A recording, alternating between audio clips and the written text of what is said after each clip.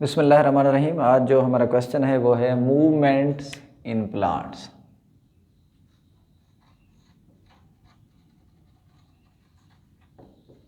Ji, movements in plants.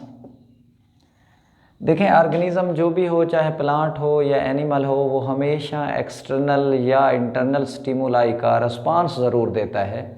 हाँ, animal और plant में इनके रिस्पांस का ज़रा फ़र्क होता है। किस तरह कि अगर कोई स्टिमुलस एनिमल पे अप्लाई करे तो एनिमल जो है वो एक प्लेस से दूसरी प्लेस तक शिफ्ट हो जाते हैं, यानी इसका मतलब है कि वो मूव कर जाते हैं from one place to another. ये है उनका रिस्पांस। लेकिन जो प्लांट है उनका रिस्पांस ज़रा इससे थोड़ा डिफ़र होता है। किस तरह कि वो एक ही जगह फिक्स रहते हैं, उनके जो पार्ट्स हैं वो अपने ग्रोथ पैटर्न को चेंज करते हैं, यानी इसका मतलब है कि वो मूवमेंट शो करते हैं, मूव नहीं करते from one place to another. और प्लांट के ये जो मूवमेंट हैं हम उनको दो कैटेगरीज में डिवाइड करेंगे। जी, एक को कहेंगे ऑटोनोमिक मूवमेंट, यानी due to internal causes, due to internal stimuli, और दूसरी होंगी जी paratonic movement, due to external stimuli या ड्यू टू एक्सटर्नल काजेज। अब जो ऑटोनोमिक मूवमेंट है ये due to internal causes due, to to internal स्टिमुलाई हैं। इनको तीन कैटेगरीज में बुक वाले ने डिवाइड किया है, हालांकि दो कैटेगरीज में करना चाहिए था। जी, टैक्टिक मूवमेंट है, टैक्टिक मूवमेंट है, हालांकि ये उसने लिखा है कि इंटरनल काज की वजह से होती है, लेकिन ये ड्यू टू एक्सटर्नल काज है। अब बुक वाले ने लिखा तो हम ऐसे ही पढ़ेंगे।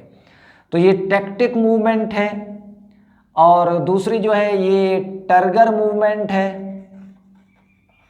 तीसरी जो है ये ग्रोथ मूवमेंट है।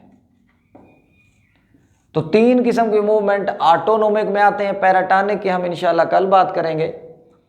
तो ऑटोनोमिक मूवमेंट जो है ये due to internal causes due, to to internal स्टिमुलाई हैं। दीज आर थ्री टाइप्स की होती हैं: tactic movement, turgor movement, growth movement. और मैं अगर टैक्टिक के हवाले से बात करूं तो टैक्टिक में ये होता है कि यहाँ कोई ऑर्गेनिज्म जी एज ए होल मूव कर जाता है। मतलब ये है कि एनिमल की तरह कोई आम तौर पे ऑर्गेनिज्म कह लो या कोई सेल कह लो कि वो एज ए होल मूव कर जाएगा, यानी एक जगह से दूसरी जगह चला जाएगा। और इनकी दो टाइप्स होती हैं, एक फोटोटैक्टिक है, नाम से जाहिर है कि ये लाइट की वजह से होगा, और दूसरा जो है ये कीमोटैक्टिक है, ये जी केमिकल की वजह से होगा। तो अगर कोई सेल या कोई आमतौर पे plant as a whole move कर रहा है, यानी एक जगह से दूसरी जगह शिफ्ट हो रहा है लाइट की वजह से, तो दैट इज कॉल्ड फोटोटैक्टिक।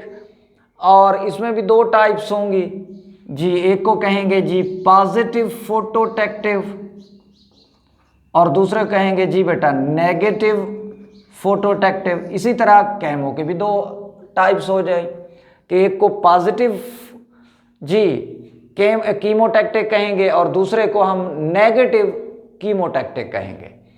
अच्छा, अब जो आमतौर पे टैक्टिक था ये किसी सेल का एज ए होल चले जाना है। अगर वो लाइट की वजह से एज ए होल एक जगह से दूसरी जगह गया है तो ये फोटोटैक्टिक हो गया। अगर टुवर्ड लाइट गया है तो पॉजिटिव फोटोटैक्टिक है, अगर अवे लाइट गया है तो नेगेटिव फोटोटैक्टिव है। मसलन फोटोटैक्टिक के हवाले से मैं बात करूं क्लोरोप्लास्ट की।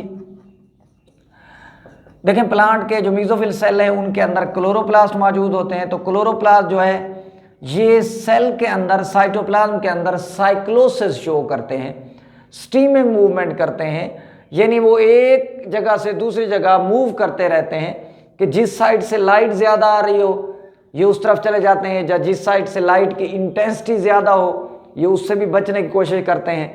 तो इसका मतलब है लाइट इंटेंसिटी और जो डायरेक्शन ऑफ लाइट है ये इनकी डिस्ट्रीब्यूशन पे इफेक्ट करती है कि जिस साइड से लाइट ज़्यादा आ रही है तो उस साइड पे ये ज़्यादा जमा हो जाएंगे, मूव करके सारे उसी साइड पे आ जाएंगे। तो इसका मतलब है ये मूवमेंट साइक्लोसिस की वजह से है, साइक्लोसिस मूवमेंट है, और इसमें इन्वॉल्व कौन है? लाइट है। मूव किसने किया है? क्लोरोप्लास्ट ने मूव किया है, एज ए होल मूव किया है कि एक जगह से दूसरी जगह आए हैं। तो इसी वजह से ये पॉजिटिव फोटोटैक्टिक मूवमेंट हो गई। और अगर मैं कीमोटैक्टिक के हवाले से बात करूं कि आप देखते हैं कि बाल प्लांट के जो आमतौर पे स्पर्म्स हैं, यानी गैमीट्स हैं, मेल गैमीट हैं, जैसे हम लीवरवर्ट्स में बात करें, मॉसेस, ये दोनों ब्रायोफाइट्स हैं। इसी तरह हम आमतौर पे फर्न्स, ये ट्रीडोफाइट्स हैं। तो लीवरवर्ट्स, मॉसेस और फर्न के जो स्पर्म हैं वो हमेशा मूव कर जाते हैं आर्चिगोनिया की तरफ, आर्चिगोनियम की तरफ। क्यों? कि आर्चिगोनियम के अंदर जो एग है उसका जो न्यूक्लिक एसिड है, ये डीएनए है, वो रिलीज करता है केमिकल, और ये केमिकल अट्रैक्ट किए जाते हैं इस केमिकल से स्पर्म को। तो इसलिए फिर स्पर्म उस केमिकल की वजह से हमेशा आर्चिगोनियम के अंदर एग की तरफ जाता है। अब एग की तरफ स्पर्म क्यों मूव करके गए? ड्यू टू केमिकल, और ये केमिकल कहाँ से है? न्यूक्लिक एसिड ऑफ एग से। इसलिए इस मूवमेंट को हम केमोटैक्टिक मूवमेंट कहेंगे, और ये भी पॉजिटिव कीमोटैक्टिक होगी। अगर मैं टर्गर के हवाले से बात करूं तो देखें, जो टर्गर मूवमेंट है ये आमतौर पे due to differential turgor pressure होगा बिटवीन 2 पॉइंट्स, और इसमें वाटर की लॉस और वाटर की गेन होगी।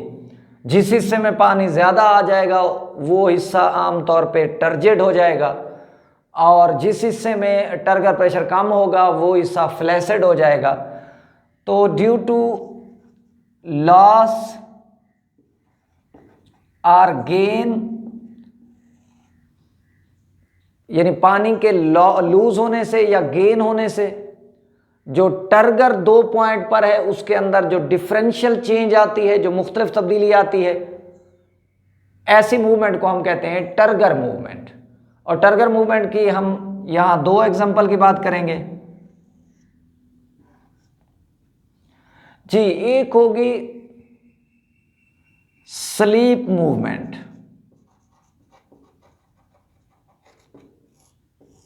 जी, और दूसरी होगी rapid movement of leaflets.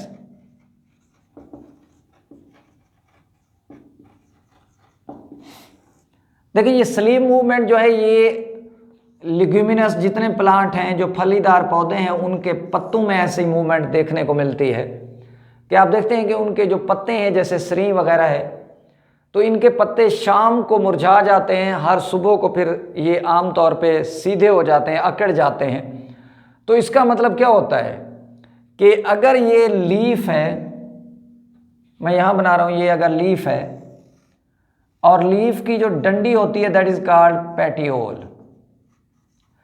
Petiole का वो सबोलन हिस्सा, जो फूला हुआ हिस्सा जो उसे शूट के साथ अटैच करता है, दैट इज कॉल्ड पेल्विनस।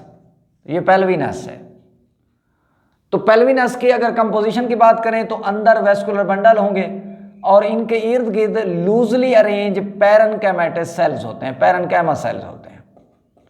तो ये मैंने पेटियोल का फूला हुआ हिस्सा यानी पेल्विनस को ड्रा किया है। तो देख सकते हैं ये वेस्कुलर बंडल है, यानी जाइलम और फ्लोएम यहाँ जा रहे हैं। अब नीचे भी लूजली अरेंज सेल हैं, ऊपर भी लूजली अरेंज सेल हैं, यानी पैरेन्काइमा सेल्स हैं। अब होता ये है कि जब शाम होती है ये अपने पत्ते किस तरह आमतौर पे नीचे गिरा देते हैं, लुढ़क जाते हैं। तो होता ये है कि पेल्विनस की जो लोअर साइड है वहां पे टर्गर प्रेशर कम हो जाता है। कैसे कम हो जाता है कि ये जो सेल्स हैं पानी को, वाटर को बाहर निकाल देते हैं इंटरसेलुलर स्पेसेस में।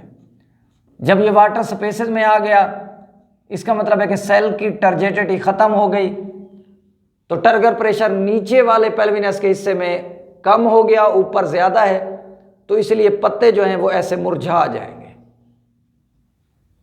और फिर सुबह होगी तो ये प्रोसेस रिवर्स होता है कि फिर क्या होता है कि वाटर जो इंटरसेलुलर स्पेसेस में था वो वहाँ से फिर जी सेल के अंदर चला गया। जब सेल के अंदर जाएगा सेल का टर्गर प्रेशर इंक्रीज हो जाएगा, तो इसलिए वो पत्ते फिर अपने रेज कर लेंगे, खड़े कर लेंगे, सीधे कर लेंगे। तो इस किस्म के मूवमेंट को हम नाम देते हैं स्लीप मूवमेंट, कि वो नाइट को उनके पत्ते स्लीप करते हैं और सुबह को फिर आमतौर पे रेज हो जाते हैं। अब मैं दूसरी जो मूवमेंट बात करने वाला हूँ वो है रैपिड मूवमेंट ऑफ लीफलेट्स। जो कंपाउंड लीव्स होते हैं हम उन्हें लीफलेट्स कहते हैं, उनकी जो पत्तियां होती हैं। अब होता यह है कि ये टच मी नॉट, यानी मुझे ना छुएं, ये छुई मुई हम नाम देते हैं। छुई यानी छुएंगे तो मुई मर जाएगी, या इसे माइमोसा भी नाम देते हैं, ये प्लांट का नाम है। तो छुई मुई को यानी टच मी नॉट को जब हम टच करते हैं तो होता यह है कि वही आमतौर पर प्रोसेस होता है कि उनके जो लीफलेट्स का पैटियोल है उसके नीचे वाली सरफेस का टर्गर प्रेशर कम हो जाता है। कैसे कम हो जाता है कि पहले पोटाशियम आयन बाहर जाते हैं। जब पोटाशियम आयन सेल से बाहर जाएंगे तो सेल के अंदर जो वाटर पोटेंशियल है वो इंक्रीज हो जाएगा, तो पानी भी खुद ब खुद बाहर जाएगा। कहाँ चला जाएगा? इंटरसेलुलर स्पेसेस में। तो पैटियोल की या पेल्विनस की पेल्विनस की इंटरसेलुलर स्पेसेस में पानी चला गया, सेल से निकलकर बाहर चला गया।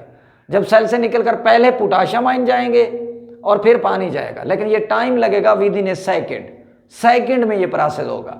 तो इसलिए ये पत्ते अपने आमतौर पे लुढ़का लेते हैं, इकट्ठे कर लेते हैं, लेकिन आफ्टर ए 10 मिनट इनकी फिर रिकवरी हो जाती है। 10 मिनट के बाद फिर रिकवरी होगी, यानी प्रोसेस रिवर्स होगा कि पोटाशियम आयन जो इंटरसेलुलर स्पेसेस में थे वो दोबारा जी सेल्स के अंदर चले जाएंगे और पानी भी खुद ब खुद फिर सेल के अंदर, तो सेल टर्जेट हो जाएंगे और इस तरीके से वो अपने पत्ते दोबारा सीधे कर लेते हैं। तो ऐसी मूवमेंट को जी हम नाम देते हैं रैपिड मूवमेंट ऑफ लीफलेट्स, जो टच मी नॉट में हम देखते हैं। अच्छा, growth movement due to unequal growth rate है at 2 point of the plant, कि प्लांट के 2 पॉइंट पर जब ग्रोथ रेट का डिफरेंस होगा, कहीं ज़्यादा होगी कहीं कम होगी, तो इससे भी प्लांट की मूवमेंट होती है।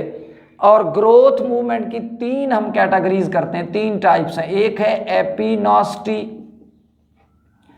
जी, दूसरी है जी हैपोनास्टी, और third one is the nutation.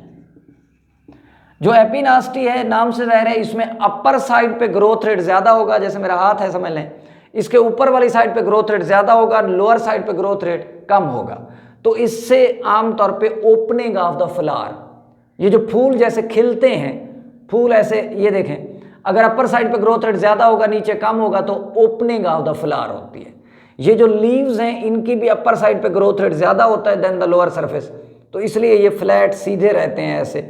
तो ओपनिंग ऑफ द फ्लावर जो है एग्जांपल है एपिनॉस्टी की, कि व्हेन अपर साइड पे ग्रोथ रेट ग्रेटर हो देन द लोअर साइड। हैपोनास्टी इसका रिवर्स है, कि जब लोअर साइड पे, यहां अपर साइड पे ग्रोथ रेट ज्यादा था जी, ग्रोथ ग्रेटर थी, यहां लोअर साइड पे ग्रोथ ज्यादा है। तो जब लोअर साइड पे ये देखें, जब नीचे वाली सरफेस पे ग्रोथ रेट ज्यादा हो तो नीचे वाली सरफेस पे ज्यादा हो गए, तो इस तरह तो ये फूल ऐसे जब बड की शक्ल में होते हैं, कली की शक्ल में होते हैं, बंद होते हैं। तो आप बात को समझ जाएं कि लोअर साइड पे ग्रोथ रेट ज्यादा है और अपर साइड पे ग्रोथ रेट कम है। तो इससे आमतौर पे क्लोजिंग ऑफ द फ्लावर है जब वो बड की शक्ल में होते हैं। तो लोअर सरफेस पर ग्रोथ रेट ग्रेटर हो देन द अपर सरफेस। अब न्यूटेशन क्या है? न्यूटेशन जो है ये ऐसी मूवमेंट है जिसमें जो शूट के एपेक्स हैं, यानी शाखों की जो चोटियां हैं, वो हमें दिखती तो सीधी हैं लेकिन वो सीधी नहीं जा रही होती, वो ऐसे जिग जैग तरीके से मूव कर रही होती हैं। अगर देखें यहाँ लीव निकला है तो फिर इसका ग्रोथ रेट देखें इस साइड पे ज़्यादा हुआ तो ये इस साइड, फिर यहाँ लीव निकला है, फिर ग्रोथ रेट पहले इस साइड पे ज़्यादा था, अब इस साइड पे ग्रोथ रेट ज़्यादा हो गया है। फिर ये देखें फिर इस साइड पे, तो अल्टरनेटिव ग्रोथ रेट की वजह से कि ग्रोथ रेट चेंज होता है कि बाज़ दफ़ा इस साइड पे ज़्यादा हो जाता है तो ये इधर मुड़ जाएगा, अगर इस साइड पे ज़्यादा हो जाएगा तो यूँ मुड़ जाएगा। तो इस तरीके से आप देख सकते हैं कि ऐसे जिग जैग मूवमेंट होगी। क्यों जिग जैग होगी? ये देखो, ये साइड ग्रोथ रेट ज़्यादा तो इधर मुड़ जाएगा, अगर इस साइड पे ज़्यादा तो यूं हो जाएगा। तो ऐसे जिग जैग जो मूवमेंट है, जिग जैग मूवमेंट है, इसे हम कहते हैं न्यूटेशंस। जो शूट की एपेक्स हैं वो जिग जैग तरीके से मूव करके जा रही होती हैं, तो that is called the nutation. अल्लाह हाफिज़।